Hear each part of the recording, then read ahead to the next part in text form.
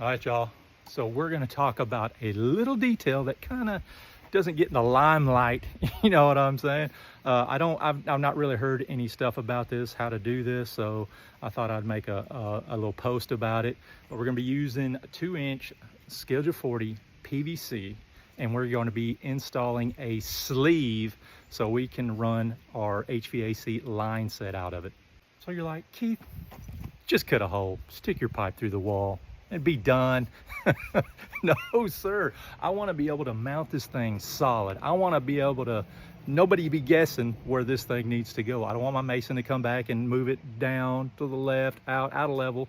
I want to be able to securely fasten this thing and have a nice level sleeve that comes through my brick. So you see that right there? I already got one made. That is for my gas line, but we are going to do one for my HVAC line set. And we got to think outside the box right here, all right?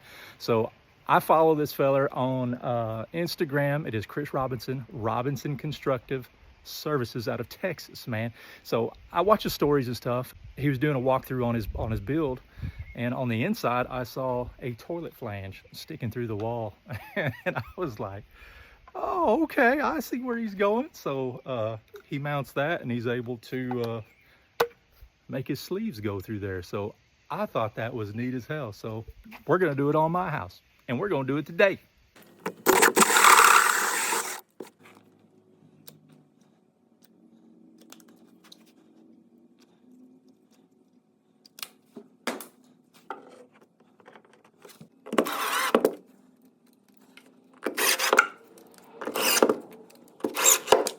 So once you locate where your sleeve's gonna go, be sure you've got a clear path all the way up through the top plate.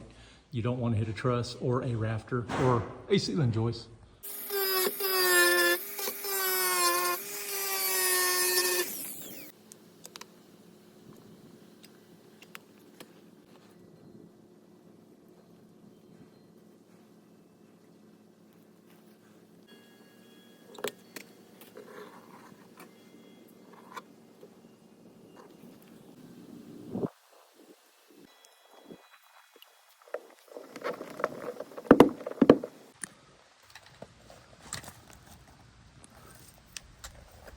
So y'all saw the sealant that I used and that beautiful bubblegum color. If you've used it before, you already know what it is, but it is the Prosoco R-Guard. I had a sausage tube left over from when I sealed that bottom joint between the bottom plate and my sheathing to the concrete. So I had one left over and I was like, man, this will be perfect. I can air and water seal this thing and be airtight, watertight. I left my sleeves a little long, that way once my mason, my bricklayer gets here, he can go ahead and just lay his brick, and then I'll come back with a multi-tool and then just cut my sleeves off flush with the face of the brick. So I'd like to give a thanks to Mr. Chris Robinson for showing that on his story, and I'm picking it up, and it's pretty neat, man. So I will definitely be implementing this on all of my projects, especially, you know, if we're going through brick.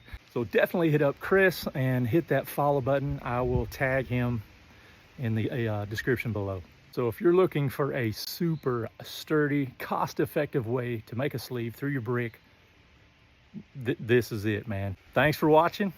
You guys have a great day.